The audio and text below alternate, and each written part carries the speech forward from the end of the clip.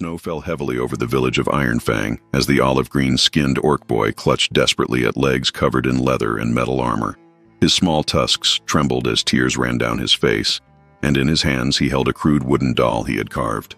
"Please," Thrak shouted, his voice breaking in desperation. "Don't let my father go to war." War Chief Varthara looked down, her face marked with blue tribal paint, her own prominent tusks clenched in an expression of contained pain.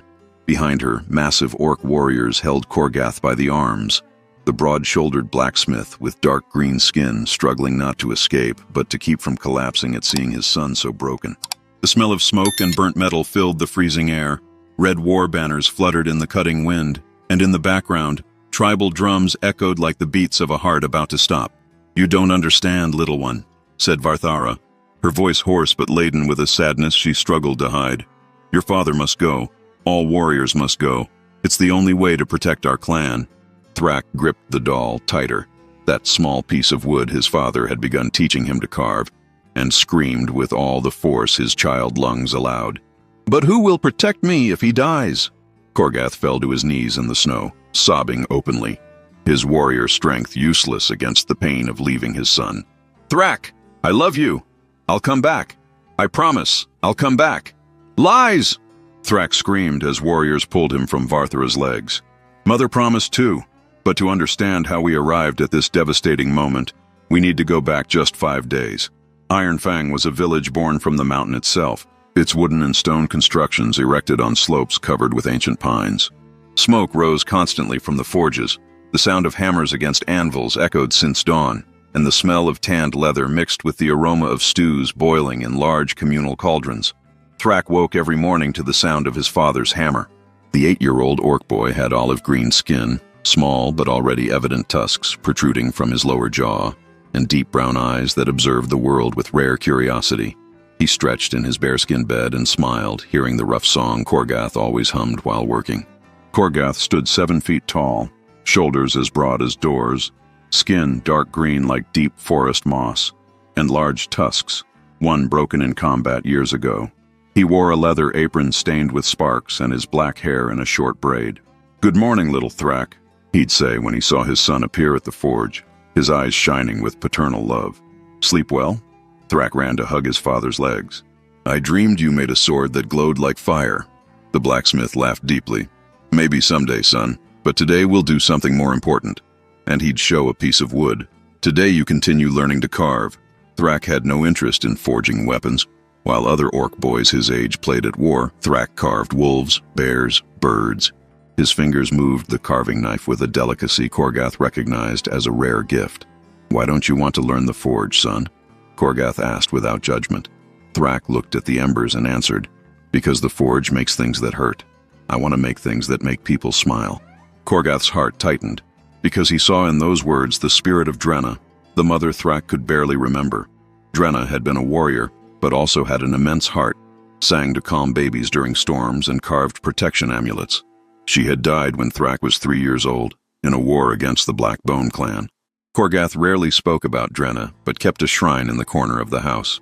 A stone table with candles always lit, an iron medallion, and a braided leather bracelet. One night, Thrak had asked, "Father, do you still love Mother?" Korgath had knelt, placing large hands on his son's thin shoulders. "Every day of my life, Thrak, and I honor her by caring for you. I promised her when she departed to the ancestor spirits that you would never be alone." It was a deep oath, the kind orcs take to the grave, and it was about to be tested in a way Korgath had never imagined. Peace crumbled on a cold autumn morning. War drums echoed from the chieftain's hall before sunrise. They weren't festive drums, but deep and slow, calling all adult orcs to an emergency assembly. Thrak woke frightened, seeing Korgath already standing, looking out the window with an expression of pure fear. "Father, what's happening?" Korgath turned, his expression immediately softening. He knelt beside the bed. "Stay here, son. I need to go to the hall, but I'll be back soon." "Is it war?" asked Thrak, the word coming out heavy. Korgath hesitated. He'd never lied to his son. "I don't know yet, but whatever it is, I'll keep you safe. Always." The chieftain's hall was packed when Korgath entered. Hundreds of orcs gathered in a semicircle around the elevated platform. But it wasn't Chieftain Urgoth commanding, it was Varthara. The war chief had just arrived. She was a living legend.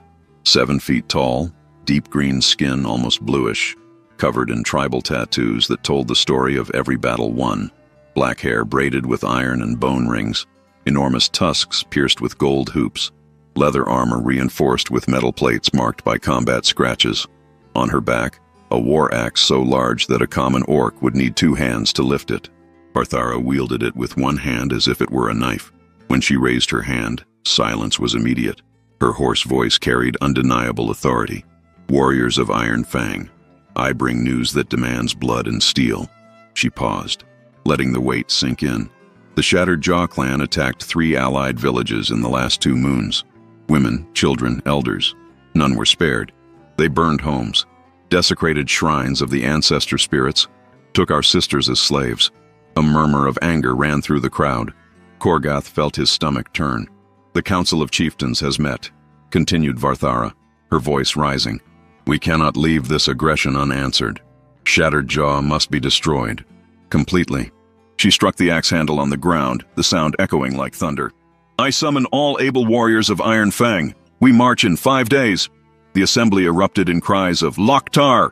Fists raised, weapons beaten against shields. War fervor took the crowd like fire in dry straw, but Korgath remained silent, hands trembling. Beside him, Gromkar, a veteran with pale green skin marked by scars, placed a heavy hand on his shoulder. "You can't escape this, brother. You're still registered as a warrior. You have to go." "I know," Korgath replied almost inaudibly. "But Thrak..." Varthara raised her hand again, silencing. Her eyes swept the crowd and landed on Korgath. "Blacksmith Korgath, I know you served with honor alongside Drenna. I know you lost much, but your clan needs you once more." Korgath felt hundreds of eyes upon him. The weight of expectation, tradition, duty hammered into his soul since birth. He stepped forward, voice hoarse. "War Chief Varthara, I served the clan with everything I had. I lost my wife. I raised my son alone. And now you ask me to leave him orphaned?" Varthara descended from the platform, approaching until they were face to face. "I ask you nothing, Blacksmith. It's clan law. All able warriors must serve. You have both arms, both legs. You can wield an axe. You will march. And my son? Your son will be safer if we destroy our enemies before they reach here. You fight for him, not against him." Varthara turned, ending the conversation. 5 days. Prepare yourselves." Korgath walked home slowly, each step heavy. When he opened the door, he found Thrak sitting at the table carving a small wolf, wood shavings scattered around. The boy looked up, smiled, then saw his father's expression. The smile disappeared. "Father, what happened?" Korgath sat heavily, the wood creaking. He extended his arms and Thrak ran to them, being enveloped in a strong embrace. For a long moment they stayed like that, Thrak feeling Korgath's heart beating hard against his ear. "Thrak," Korgath began, voice choked, "I need to tell you something difficult." "You're going to war," said Thrak simply. It wasn't a question. Korgath pulled back to look into his son's eyes. "How do you know?" "I always knew that one day you'd have to go. Gromkar tells stories. Nazira teaches about duty. I know warriors need to fight." Tears were already forming in the brown eyes, but he fought to contain them. "But you don't want me to go." "No!" Thrak exploded, letting the tears fall. "I don't want you to. You're all I have. What if you die like Mother? What if you don't come back?" Korgath pressed his son against his chest, feeling small hands grip his shirt with desperate force. His own tears fell now. "I will come back, son. I promise. I promised your mother I would never leave you alone, and I won't break that oath." "But you can't promise that. Mother was supposed to come back too, and she didn't." The truth in those words cut Korgath deeper than any blade. He couldn't promise. No one could. "Then I'll promise this," he said, holding Thrak's face between enormous hands, forcing the boy to look into his eyes. "I'll fight with every fiber of my being to return, and if the ancestor spirits have mercy, I'll come back to finish teaching you to carve, to see you grow, to be by your side." Thrak nodded, sobbing, wanting to believe, needing to believe. The 5 days that followed were slow torture. Korgath spent hours at the forge sharpening a sword he hadn't wielded in 5 years, repairing leather and iron armor he'd stored in the bottom of a chest. Each hammer strike seemed to echo like condemnation. Thrak sat at the forge entrance, carving compulsively. He created dozens of small warrior figures, all returning victorious. It was his way of trying to control the uncontrollable through wood and knife. Nazira, the elderly shaman with pale green skin, almost gray and hunched back, visited on the third night. She carried a staff carved with ancestral symbols that glowed faintly. "Korgath, I brought something for you." She extended a small black stone amulet engraved with protective runes. "It has been blessed by the spirits. It cannot guarantee your life, but it can strengthen your spirit." Korgath accepted with reverence, tying it around his neck. "Thank you, Nazira." The elder turned to Thrak. "And for you, little one, I brought this." It was a piece of wood unlike any Thrak had seen, dark as ebony but with golden veins that seemed to pulse with their own light. "It's wood from an ancestral tree. Carve something special with it, something that carries your hope." That night, Thrak sat with the wood in his hands. He thought for a long time, and then began to work with determination that would surprise any adult. For hours, his small hands moved the knife with growing precision.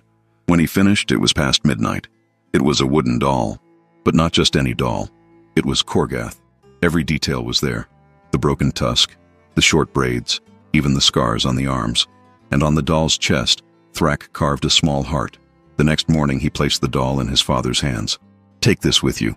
When you look at it, remember that my heart is with you, and you have to bring my heart back to me." Korgath held the doll as if it were the most precious treasure in the world, because it was.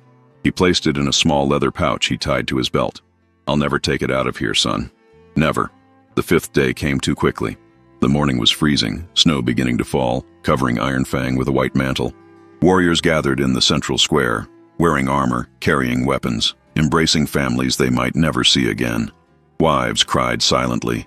Children clung to fathers' legs. Elders blessed each warrior. Barthara was in the center, mounted on a giant black-furred wolf, her armor gleaming. She checked each warrior, giving orders, organizing formations. 200 orcs from Iron Fang marched, joining thousands from other clans. Korgath knelt in front of Thrak, adjusting the boy's fur coat. "You'll stay with Gromkar while I'm gone. He'll take care of you." "I don't want to stay with Gromkar. I want to stay with you." "I know, son. I know." Korgath hugged Thrak tightly, memorizing the sensation of that small body against his, the smell of pine wood that always permeated the boy's hair. "It's time," a captain shouted. "Warriors, form up." Korgath rose slowly. He looked at Thrak one last time, trying to engrave that face in his memory. Then he turned and began walking toward the formation. Thrak stood trembling, tears falling silently. And then something in him broke. He couldn't let this happen. Not like this. He ran. His small feet beat against the snow, slipping but continuing. He passed other orcs, dodging between enormous bodies, focused only on one figure, Varthara. The war chief was checking her wolf's reins when she felt something crash into her legs. She looked down and saw Thrak, the 8-year-old orc boy clinging to her armor, tears streaming down green cheeks, small tusks trembling, and in his hands the wooden doll. "Please, don't let my father go to war. Please. He's all I have. If he dies, I'll be alone. Please." Varthara looked at the boy, and for a moment her hardened warrior expression wavered. She saw in those brown eyes filled with tears something she had tried to bury deep. She saw fear. She saw love. She saw desperation. And she saw her own son. But she hardened her expression again. She had to harden, because if she allowed emotion to guide war decisions, everyone would die. "Little one, you don't understand. Your father must go. All warriors must go. It's the only way to protect our clan. He already fought, already lost my mother. Isn't that enough? How much blood do you need?" Varthara felt those words like physical blows. She knelt, getting to Thrak's eye level. "Listen, son of Korgath, I understand your pain, more than you imagine. But if we don't fight now, if we don't defend our people, the enemy will come here. And then there will be no one to protect you." Thrak gripped the doll harder. "But who will protect me if he dies?" The question hung suspended in the freezing air. Korgath was being held by 2 warriors. He had tried to return to his son, but others prevented him. "Let him go, Korgath," Gromkar murmured. "Don't make this harder." Barthara stood. She looked at Thrak one last time, then said with a firm voice, "Gromkar, take the boy, now." Gromkar limped to Thrak, his own tears falling despite trying to hide them. "Come, little one." He tried to pull Thrak gently, but the boy clung harder to Varthara's legs. "No, no, you can't take him, you can't!" Thrak screamed, his voice going hoarse. "Please, I'll do anything. I'll learn to fight. Just don't take my father." Barthara closed her eyes for a moment, fighting something inside her, then made an abrupt gesture. "Take him." Warriors grabbed Thrak, pulling him away. The boy fought, kicked, screamed, but his 8 years were no match for adult orcs. "Father! Father! Don't go! Please don't go!" The words echoed through the square, cutting every heart present. Korgath fell to his knees in the snow, sobbing, his warrior strength useless against the pain of leaving his son. "Thrak, I love you. I'll come back. I promise I'll come back." "Lies! Lies! Mother promised too. I hate you. I hate all of you." But everyone knew he didn't hate. He loved so much that the pain was unbearable. Varthara mounted her wolf, expression of stone, but her hands trembled slightly on the reins. "We march, now." The war drums began to echo. Warriors formed ranks, and slowly the formation began to move, leaving Iron Fang behind. Korgath was forced to march, each step taking him away from Thrak. He looked back one last time and saw Thrak being held by Gromkar, the boy still screaming, still reaching into empty air. And then the forest swallowed the formation. Father and son were separated. That night, Thrak didn't eat, didn't speak, just sat in his room holding the sculptures he'd made, small figures of victorious warriors that now seemed cruel in their naive hope. Gromkar tried to console him. "Your father is strong, Thrak. He'll come back. You don't know that. No one knows." And he was right. No one knew. 3 weeks passed since the warriors marched. For Thrak, each day was an eternity of anxiety. He woke hoping for news that didn't come. He spent days mechanically going to his father's empty forge, sitting silently on the bench where Korgath worked. At night, he carved obsessively. He'd created dozens of figures, each representing his father in different poses, fighting, coming home, embracing him. It was a way to keep Korgath alive, to control through wood what he couldn't control in reality. Gromkar tried to maintain routine, teaching Thrak to cook, to care for the house. But the veteran saw the light fading from the boy's eyes each day. "You need to eat, little one." He placed a plate of stew in front of Thrak. "Your father wouldn't want to see you wasting away." "I'm not hungry." "Thrak, I said I'm not hungry." The boy exploded, voice laden with anger that was just masked pain. He stood abruptly, knocking over the chair, and ran to his room. Gromkar sighed heavily, rubbing his weary face. He himself wasn't sleeping well. He knew too well the horrors Korgath faced. He'd been there, had seen friends fall, knew that no matter how strong Korgath was, war didn't respect strength. It only devoured. That same night, news arrived. A messenger galloped to the village, exhausted and covered in mud and dried blood. He went straight to the chieftain's hall. Within minutes, drums called an emergency assembly. Thrak heard the drums and felt his stomach turn. He ran out, Gromkar behind, and they followed with other villagers. Chieftain Urgoth, a massive orc with graying hair and a face marked by scars, stood in the center. The messenger beside him looked ready to collapse. "What happened?" someone shouted. "First battle. Our forces met Shattered Jaw clan near the Valley of Blades." And then, Urgoth paused, and Thrak saw something in his eyes that made his blood freeze. It was an ambush. They knew we were coming. They waited for us on advantageous terrain. Dense silence of unspoken horror. "How many?" asked Gromkar, voice trembling. "We lost 80 warriors in the first charge. Another 40 gravely wounded." Cries of anguish exploded. Mothers screamed sons' names. Wives fell to their knees. Thrak felt his legs go weak. 80 orcs dead. Was his father among them? "Is there a list?" someone shouted. "I need to know if my son—" "The list is being compiled. It will be released when confirmed, but—" Urgoth paused, clearly struggling. "But what?" Gromkar growled. "The battle isn't over. Our forces retreated to regroup, but Shattered Jaw pursues them. There will be more confrontations. Many more." Reality fell like an avalanche. This wouldn't be a quick war. It would be prolonged carnage. Thrak felt tears return, but this time they weren't tears of simple sadness. They were tears of rage, pure and burning rage. He pushed through the crowd, shoving adult orcs, until he stood in front of Urgoth. You sent my father to die." Urgoth looked down, seeing the 8-year-old boy trembling with rage and fear. "Son of Korgath, your father is a skilled warrior. I'm sure that you're not sure of anything. 80 dead. 80. And you're sure? You promised protection, promised victory, and now 80 families are crying." Gromkar tried to pull Thrak back. "Little one, please." "No. Why did they have to go? Why can't we have peace? Why does it always have to be blood?" Urgoth knelt, putting himself at Thrak's level. There was genuine sadness in his ancient eyes. "Because peace isn't free, young Thrak. It's bought with sacrifice. Your father knows this. Your mother knew this. Then the price is too high. If peace costs everyone I love, then I don't want that peace." And he ran out of the hall into the cold night, running blindly through the snow until his feet couldn't take it. He fell to his knees, sobbing uncontrollably, cries of anguish echoing through the empty forest. Gromkar found him minutes later, sitting heavily beside him in the snow. For a long time, they just stayed there, two orcs separated by decades but united by the same pain. "I know words don't help, but you need to know. Your father is fighting not because he wants to. He's fighting because he believes it's the only way to keep you safe. But I don't feel safe. I feel terrified." "Me too, little one. Me too."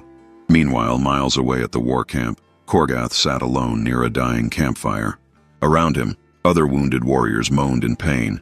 Shamans ran from one to another trying to save lives, and the smell of blood and death permeated everything. The first battle had been a massacre. Korgath had survived only because he fought like 10 orcs. His rage and fear transformed into brute force that brought down enemy after enemy. But it wasn't enough. It never was. He'd seen friends fall, had held a young warrior from Iron Fang in his arms as he bled to death, hearing him call for his mother with an increasingly weak voice. Saw Varthara behead 3 enemies in succession, her axe moving so fast it seemed a blur, but even she couldn't prevent the carnage. Korgath touched the pouch on his belt, removing the doll Thrak had carved. Under the faint firelight, he looked at every detail of the small wooden orc. "Sorry, son. Sorry I couldn't keep my promise." Because in that moment, surrounded by death, he truly believed he wouldn't see Thrak again. Varthara walked through the camp, checking wounded, giving orders, maintaining order through sheer willpower. But when she returned to her tent, she collapsed. She sat heavily, removing her helmet and letting her braids fall loose. Her hands trembled. She looked at them, seeing dried blood under her nails, and felt nausea she fought to control.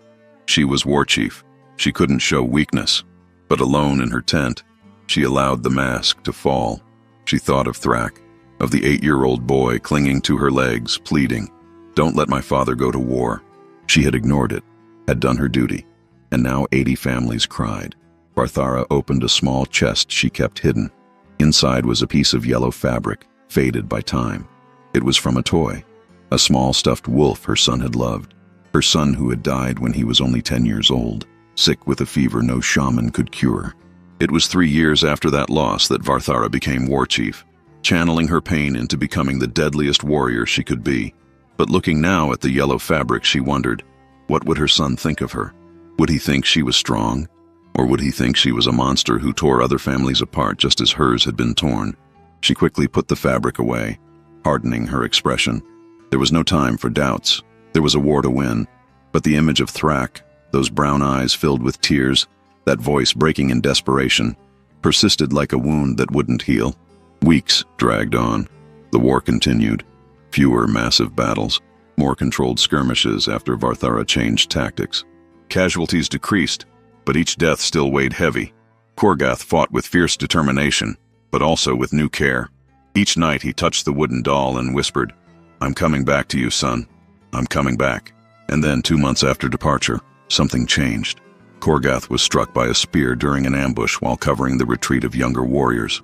He should have died there, but Varthara appeared like a storm, her axe decimating enemies and clearing a path to extract Korgath. She had literally saved his life. When Korgath awakened in a makeshift hospital tent, his side wound bandaged with cloths soaked in herbs, Varthara stood at the entrance looking at him. "You were an idiot," she said bluntly. "Covering a retreat alone. Against 7 enemies? Idiot. I saved 3 lives," Korgath replied, voice hoarse with pain. "Worth a spear to the side. Worth dying? Leaving your son orphaned? Because that's what was going to happen if I hadn't arrived." Korgath looked at her, seeing something in her eyes he hadn't noticed before. Pain, deep and ancient. "Why do you care? You made it clear that duty comes first. That sacrifice is necessary. Why question my choice now?"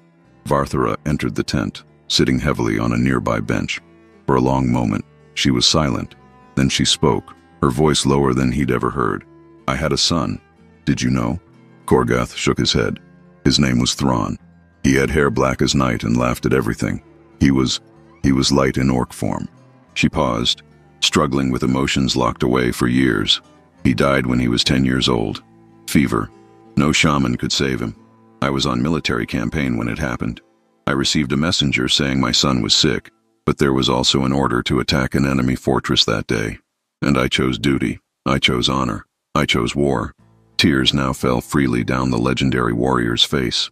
When I returned 3 days later, he was dead. My partner told me that Thrawn asked for me in his final moments, that he cried my name, that he didn't understand why Mother wasn't there.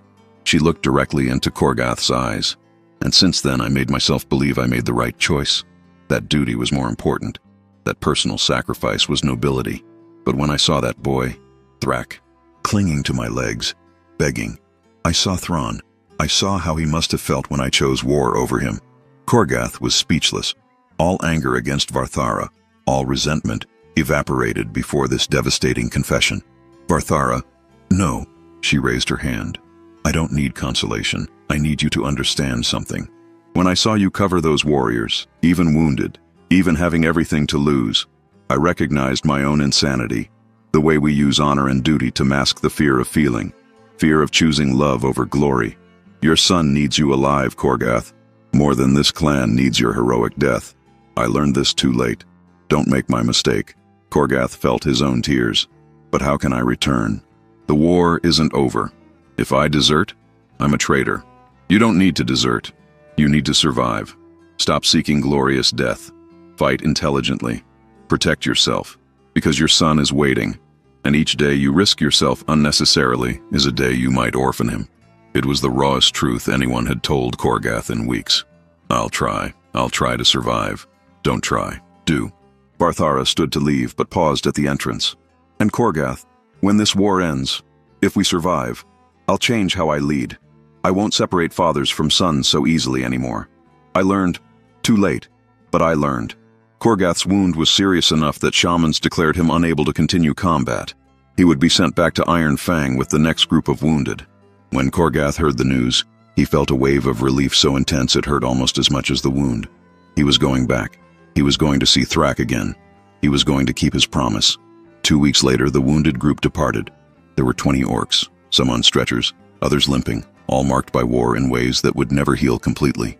Korgath walked with a slight limp, constant pain in his side, but each step brought him closer to home, to Thrak. It took 5 days of slow travel until he spotted Iron Fang. When the village's wooden towers appeared on the horizon, Korgath felt his heart race. It was really happening. He was coming back. The arrival was announced by sentries. Drums echoed, but not war drums. Return drums.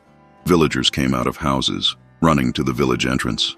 Families desperately searched for loved faces among the wounded. Thrak was at home when he heard the drums. His heart raced. He had learned to fear the sound of drums. But Grumkar came running in, tears in his eyes. Thrak! Thrak! The wounded have returned. Come! The boy ran like he'd never run before, feet pounding the ground, lungs burning. He reached the village entrance and searched desperately. So many orcs. So much movement. Where? And then he saw, at the back of the group, walking with a slight limp but under his own power, Korgath. Their eyes met, and time stopped. Father! Thrak's cry echoed through the entire village. He ran, feet barely touching the ground, tears already streaming. Korgath dropped his pack, fell to his knees with arms open, and Thrak crashed into him with force that nearly knocked them over. Father! Father! Father! Thrak repeated the word like a mantra, like proof it was real, like an anchor to the reality he'd almost given up hoping for. Korgath pressed his son against his chest, large hands trembling as he touched Thrak's hair, his face, his shoulders, making sure it was real, that he was really there. Thrak, my son, my brave little orc. Tears fell freely from both, without shame, without restraint. Around them, other families reunited with their own loved ones. There was joy, but also sadness for those who didn't return. Grumkar watched from a distance, his own tears falling. He had kept his promise. He had kept Thrak safe, and now his battle brother was back. Finally, after minutes that seemed like eternities, Korgath pulled back slightly to look into Thrak's eyes. Let me see you. You've grown. It was true. 2 months had visibly transformed Thrak. He was taller, shoulders a bit broader, tusks slightly more prominent. But mainly, there was a change in his eyes. He was no longer just an innocent child. He was a child who had known pain, fear, loss, and had survived. You came back, Thrak whispered, still unable to fully believe. You really came back. I promised, didn't I? I would never break a promise to you. But you're hurt. Thrak gently touched Korgath's left side, where the spear had pierced. I'm alive. That's all that matters. Korgath smiled. That broad smile Thrak had dreamed of seeing again every night. And now I'm home. The wound is serious enough that I can't return to combat. I'll stay here. With you. Always. Those words were music. Were healing. Were everything. Thrak hugged his father again, and this time he didn't cry from sadness, but from relief so deep it hurt almost as much as the pain had hurt.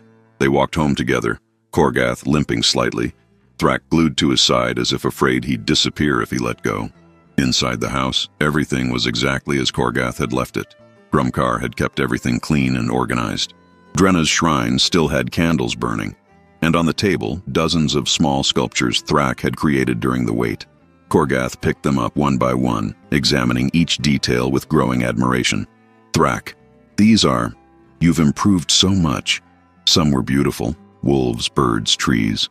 Others were somber, fallen warriors, battlefields.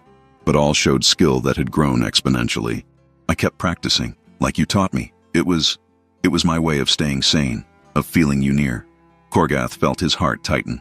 He picked up the sculpture Thrak had made of father and son embracing, the one carved in ancestral wood.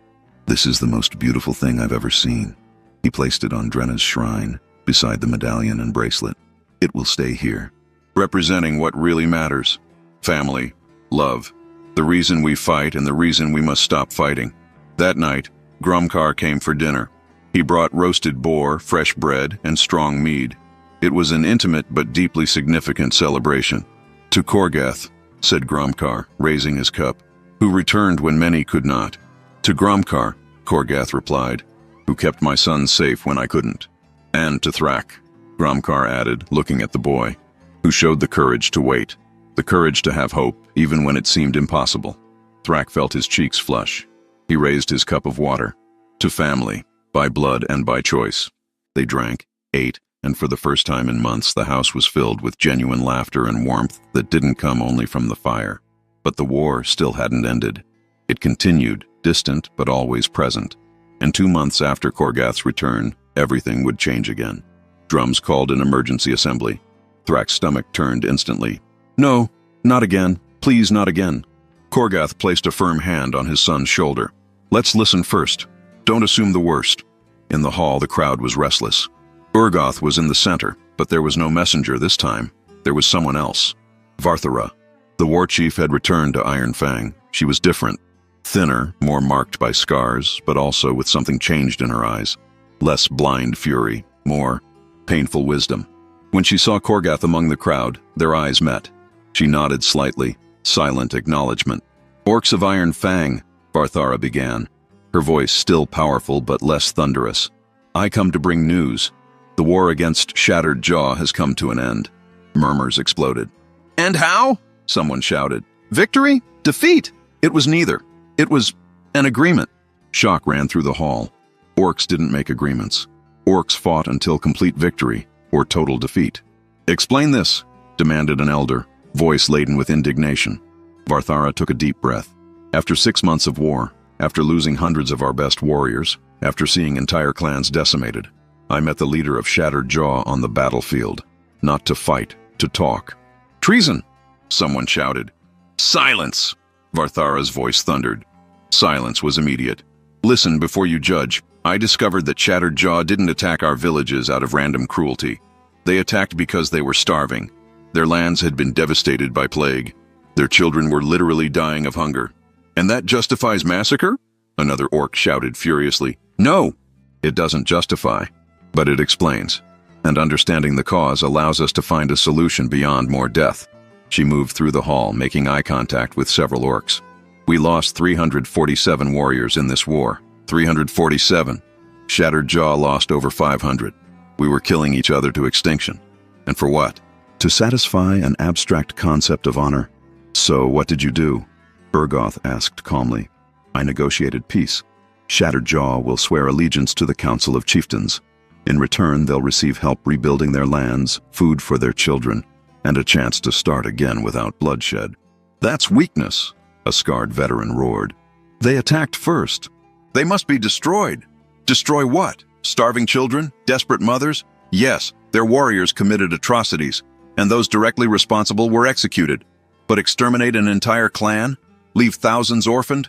How does that make us different from them? Silence tense as a rope about to break, and then an unexpected voice spoke. It was Thrak. The 8-year-old boy took a step forward, his voice small but clear. She's right. Hundreds of eyes turned to him. Korgath tried to pull him back, but Thrak stood firm. She's right. I spent 3 months thinking I'd lose my father. 3 months crying every night. 3 months afraid that a knock on the door would be a messenger saying he was dead. And you want other children to feel that? Shattered jaw children? They love their parents too. They're afraid too. They suffer too. Tears began to fall down Thrak's face, but he continued. My mother died in war. I barely remember her. Is that fair? She died defending our village, and I know it was honorable and brave. But I'd rather have her alive. I'd rather have a mother who never fought than have the memory of a heroine I never knew. Korgath was crying openly now, pride and pain mixed in an expression that seemed to tear his soul. Varthara descended from the platform, walking to Thrak. She knelt in front of him, getting to his eye level. You understand, little one. You understand what took me decades to learn. She looked at the crowd. This boy lost his mother to war, almost lost his father, almost lost himself to despair, and yet he has compassion for enemies, because he understands a truth many of us forget. We all bleed the same. We all love the same. We all cry the same. She stood, her voice rising again. So yes, I made an agreement, and if you call that weakness, so be it. I'd rather be weak and have our warriors alive, children with fathers, families intact, than be strong and preside over a graveyard. Debate continued for hours, shouts, accusations, passionate defenses from both sides. But gradually, slowly, opinion began to change. Because deep down, everyone was tired. Tired of losing loved ones. Tired of constant terror. Tired of war. When the vote finally happened, the agreement was accepted, not unanimously. Many still believed it was a mistake, but by a majority sufficient to become official policy. The war was over. Warriors would return in 2 weeks. When the assembly ended and the crowd dispersed, Varthara found Korgath and Thrak outside the hall. Korgath, I haven't had a chance to speak properly since you returned. You saved my life, War Chief. I'll never forget. And you taught me a lesson I needed to learn. We're even. She looked at Thrak. And you, young orc, you were braver today than many warriors on the battlefield. Raising your voice like that was extraordinary. Thrak blushed, uncomfortable with the praise. I just said the truth. How I feel. Truth spoken with courage is more powerful than any weapon. She hesitated, then continued, her voice lower. Thrak, can I tell you something? The boy nodded. When you clung to my legs that day, begging me not to take your father, I saw my own son. His name was Thrawn, and he died because I chose war over being by his side when he was sick. She knelt, getting to Thrak's eye level again. I've lived 10 years with that guilt. 10 years telling myself I made the right choice. That duty was more important. But you forced me to face the truth. And the truth is, I failed my son. Exactly like I almost forced your father to fail you. Tears fell down the hardened warrior's face. So thank you, Thrak, for breaking me, for forcing me to feel again, for reminding me that we are more than warriors. We are parents, children, family. Thrak, with wisdom beyond his 8 years, extended his small hand and touched Varthara's cheek. You can't go back and save your son, but you can save other children from losing fathers, and other fathers from losing children. Wouldn't that be a way to honor Thrawn? Varthara took Thrak's small hand and held it as if it were the most precious thing in the world. Yes, yes, it would be. And in that moment, the warrior who had been defined by brute strength and the ability to kill found a new definition of strength. The strength to forgive, to have compassion, to choose life over death. The following weeks were preparation for the warrior's return. Iron Fang transformed into anticipated celebration. Food was prepared, mead brewed, songs practiced. But there was also serious work, preparing accommodations for the wounded, organizing resources for families who had lost providers, planning memorials for the fallen. Thrak helped where he could, but mainly continued carving. This time, he created something different. Using ancestral wood that Nazira specially provided, he began carving a memorial. It took 2 weeks of intense work, small hands moving the knife with precision that bordered on supernatural. When he finished, it was a masterpiece. It depicted a circle of orcs, warriors, children, elders, shamans, all holding hands. In the center of the circle, there was no weapon or trophy. There was a carved heart, representing what really mattered: love, family, community. At the base, Thrak had carved words he'd learned from Nazira. Strength is not just the ability to destroy. Strength is also the ability to protect, to heal, to love. When Korgath saw the completed work, he cried. When Nazira saw it, she smiled and whispered thanks to the spirits. And when Varthara saw it, days later when she returned to check preparations, she stood in silence for long minutes, just observing. This should be in the main hall, where everyone can see it, where we can remember what we fight to protect. And that's exactly what happened. Thrak's memorial was placed in a position of honor in the chieftain's hall, illuminated by constantly burning torches. It became a symbol not just of Iron Fang, but of the new philosophy emerging among orc clans. Strength through community, not just through conquest. Finally, the day came. Warriors were returning. All of Iron Fang gathered at the village entrance, waiting. It was late afternoon, the sun beginning to set, painting the sky in shades of gold and red. And then they appeared. Line after line of orc warriors, marching but not in rigid military formation. Marching as fathers, brothers, sons coming home. There were no victory cries, no trophies being displayed, just weary orcs who had survived and were grateful to return. Families ran to meet them. Wives embraced husbands. Sons leaped into fathers' arms. Mothers cried with relief seeing sons alive. It was chaotic and beautiful and profoundly human in a way orcs rarely allowed themselves to be seen. Thrak stood beside Korgath, watching the reunion. He wasn't looking for anyone this time. His father was already by his side. He was safe. He was complete. But then Varthara emerged from the crowd. She had led the warriors back, but now stood slightly apart, watching the reunions with an expression mixed with happiness and sadness, because she had no family waiting, no son running to her arms. Thrak saw it, saw the loneliness in the eyes of the strongest warrior he knew, and without thinking, without hesitating, he ran to her. Varthara looked down, surprised, as Thrak hugged her tightly. "Welcome back. I'm glad you survived too." Varthara stood rigid for a moment, unaccustomed to such simple and genuine affection. Then, slowly, she knelt and returned the embrace, her enormous hands enveloping Thrak's small body with surprising gentleness. "Thank you, little one. Thank you." When they separated, Korgath was there. He extended his hand to Varthara, not as warrior to warchief, but as equal to equal. "You changed the course of history. You saved not just lives, but souls. All of us." Varthara took his hand, gripping it firmly. "We changed together. You, me, Thrak. Sometimes it takes breaking completely to rebuild better." That night, Iron Fang celebrated. But it wasn't a celebration of military victory. It was a celebration of survival, of return, of families reunited. There was feasting, food, music, dancing. But there were also quiet moments where people just sat together, holding hands of loved ones, grateful to be alive. 6 months after the war ended, a memorial was held, not just in Iron Fang, but in all allied clans simultaneously. It was a day to remember the fallen, not glorifying their deaths, but honoring their lives and mourning losses. Thrak stood at Iron Fang's memorial, beside Korgath and the statue he had carved. Varthara stood at the front, leading the ceremony. Today we remember 347 warriors of Iron Fang who fell. We don't remember them as statistics. We remember them as fathers, sons, brothers, sisters, friends. She paused, looking at the gathered crowd. "And we swear their deaths will not be in vain. We swear we will build a peace that makes future wars unnecessary. We swear the next generation will grow up knowing a security this generation never had." Nazira lit the memorial fire, flames rising high against the darkening sky. Each family who had lost someone was invited to throw an offering into the flames, a piece of clothing, a favorite weapon, something personal. Korgath threw the medallion Drenna wore, finally letting her spirit rest completely.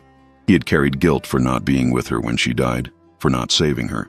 But now, with Thrak safe beside him, he could finally forgive himself. Thrak threw a small wooden sculpture, a warrior standing, triumphant, but alone. It represented the old vision of strength, the one that had almost destroyed his family. He was letting it go, embracing a new understanding. As the flames consumed the offerings, Shamans chanted, their guttural voices echoing through the village, calling ancestor spirits to witness, to bless, to guide. It was a moment of collective catharsis, everyone crying together, healing together. When the ceremony ended and the crowd began to disperse, Thrak stood watching the dying flames. Varthara approached, standing beside him in silence. "What are you thinking, little one?"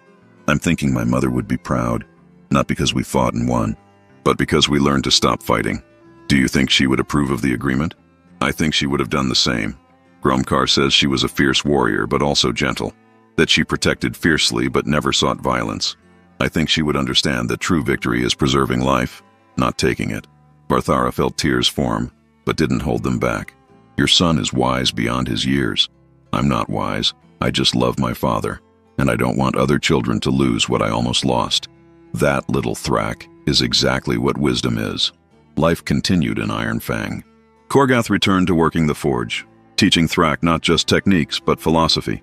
Creating was nobler than destroying, building was harder than tearing down, and true strength lay in protecting, not in conquering. Thrak continued carving, his works becoming increasingly sophisticated. He began accepting commissions from other orcs, creating memorials for the fallen, gifts for newborns, decorations for homes. His art became a form of healing for the entire community. Varthara didn't stop being war chief, but redefined what that meant.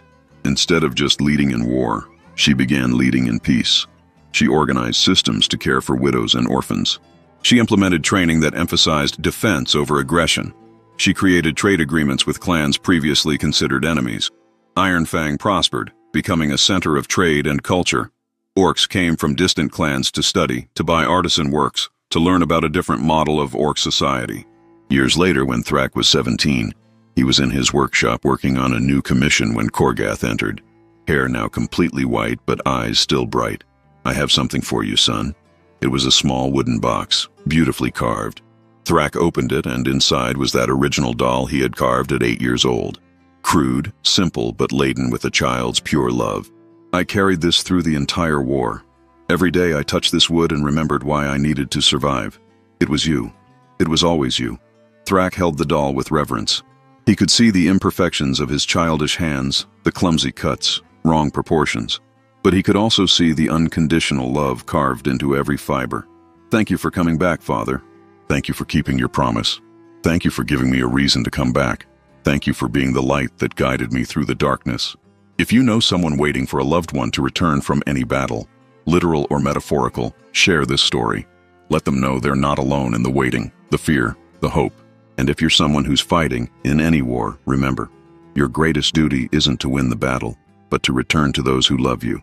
Because in the end, when everything else fades, love is the only victory that truly matters. This is the story of Thrak, an 8-year-old orc boy who refused to accept that losing his father was inevitable. Of Korgath, a warrior who learned that the greatest battle is choosing to come home. Of Varthara, who discovered that true strength is having the courage to choose compassion over blind duty. And of Iron Fang, a village that proved orcs can be more than warriors. They can be artists, thinkers, builders of peace. If this story touched your heart, like this video.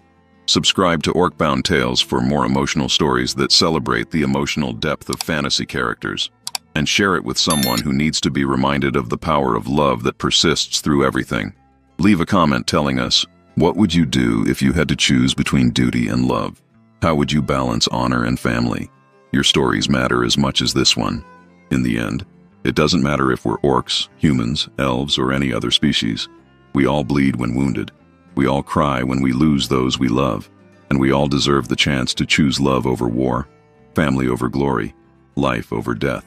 This was the story of a boy who begged, "Don't let my father go to war," and changed the entire world with that desperate cry of love. May we all have Thrak's courage to defend those we love. May we have Varthara's wisdom to learn from our mistakes. And may we have Korgath's strength to choose to come home, always.